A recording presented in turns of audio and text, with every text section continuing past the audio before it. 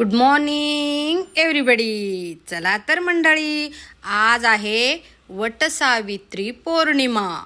मग वटसावित्री पौर्णिमा म्हणल्याच्या नंतर बायकांचा आवडीचाही आणि ना आवडीचाही तेवढाच सण असतो.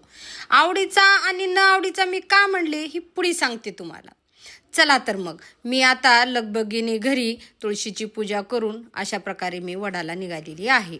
मी आणि आमच्या शेजारनी आम्ही मिळून वडाला निघालो मंडळी. हे पहा, सगळ्या एवढ्या लगबगीने निघालो, काय सांगावं.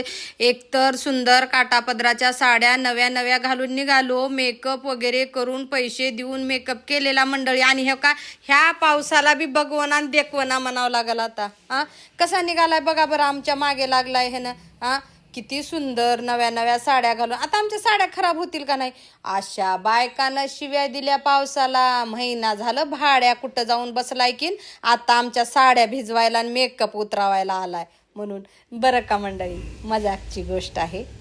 कुठल्याही बायका पावसाला शिव्या देत नाहीत किंवा पाऊस नकोसा असं कुणालाच वाटत नाही. आणि यंदा तर नकोसा असा वाटण्यासारखा पडला पण नाही. आत्ता तर सुरुवात केला, ये बाबा आमचा मेकअप भिजला, साडी भिजली, मेकअप उतरला, काही हरकत नाही. पण तू ये म्हणलो, आम्ही हसलो. आणि हे पा आता वडाची पूजा करायला बसलेला आहे.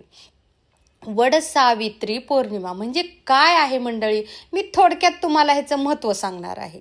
आपली सत्यवानाची सावित्री जेव्हा वनात नवरा बायको फिरत फिरत फिरत होते, सत्यवानाचं मरण जवळ आलेलं होतं. म्हणून तिनं यमराजा घरी असल्याच्या नंतर माझ्या नवऱ्याला घेऊन जाईल म्हणून अरण्य जंगलात ती आपल्या नवऱ्याला घेऊन निघालेली होती.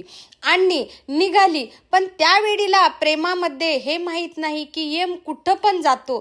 तिला वाटलं घरी असल्यावरच माझ्या पतीचे प्राण जातील, म्हणून सत्यवानाची सावित्री आपल्या सत्यवानाला घेऊन निघालेली असते. आणि मग तिला एक झाड दिसते, ते म्हणजे झाड असतंय वडाचं झाड मंडळी. तुम्ही बघितलंय, जुनं जर झाड असेल तर अतिशय मोठं, सगळ्या झाडात कुठलंही झाड घ्या मंडळी तुम्ही, सगळ्या झाडात जर मोठं भयानक रुंदीचं दाट जर झाड कुठलं असेल ते वडाचं असतं बरं का. तर काही जणांची कमेंट अशी होती किंवा काही जणांचं म्हणणं असं होतं की वडालाच का पुजतात, वडाच्याच झाडाची पूजा का करायची. तर मी तुम्हाला थोडक्यात मला जेवढी माहिती आहे मंडळी, माझ्या बुद्धीप्रमाणे मी तुम्हाला सांगणार आहे. वडाचं झाड अतिशय घनदाट असतंय आणि दीर्घ आयुष्य, म्हणजेच वडाचं झाड कमीत कमी 100 वर्षाच्या पुढे असते मंडळी. कसं तर वडाच्या झाडाला असं एक परमेश्वराचं वरदान भेटलेलं आहे की ती झाड जर लावलं आपण, त्याला पाणी किंवा त्याला कुठल्याही प्रकारचा खात काय काय काय घालायची गरज नाही. ते वडाचं झाड एवढं मोठं येतंय. आणि मी तर पाहिलंय 300-400 वर्षापूर्वीचे सुद्धा वडाचे झाड आहेत.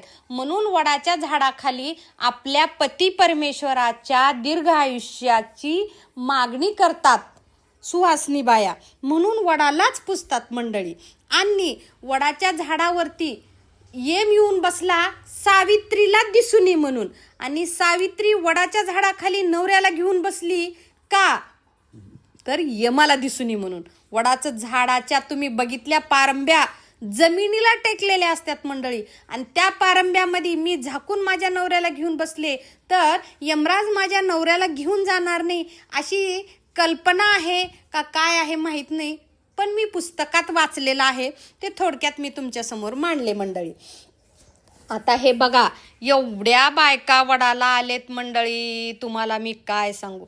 आता एवढ्यांचे नवरे सगळ्यांचे सात्विकच आहेत का हो, मला सांगा बरं. तरी पण सगळ्या बायका वडाला आलेत. आता ह्याच्यात कुणाचा नवरा पिणारा असेल, कुणाचा सुपारी खाणारा असेल, कुणाचा शिव्या देणारा असेल, कुणाचा घाण बोलणारा असेल, कुणाचा कुजका असेल, कुणाचा कसा सो अँड सो, पण प्रत्येकाच्या बायका तिथं वडाला. भलेही हा नवरा नको, मला ह्याच्यापासून सुटका कर म्हणतील, पण आलेत ना, हे महत्वाचं बघा मंडळी. कोण बायको मागलो, रोज पिऊन येऊन शिव्या देणारा, घाण बोलणारा, त्रास करणारा नवरा कुणाला पाहिजे सांगा. तुम्हाला तर पाहिजे का? अजिबात नाही. मला तर नाही बघा मंडळी, अजिबात आवडत नाही. खाणारा, पिणारा, घाण बोलणारा, शिव्या देणारा, संशय घेणारा, कुजकं बोलणारा असला नवरा मला आवडत नाही. मी स्पष्ट सांगलाली हो. तुम्हाला आवडल किंवा नाही आवडल, पण मी माझं मत मांडायले बघा. अजिबात तसला नवरा नको. हां, जर गुणवान, छान बोलणारा, समजून घेणारा, वेळेकाळेला सुखादुःखाला सोबत राहणारा असा ज्या ज्या मायमाऊलीचा नवरा आहे त्यांनी मात्र नक्की ह्याच जन्मी नाही 7 जन्मी तीच नवरा मागू द्या असं मागितल्या बघा.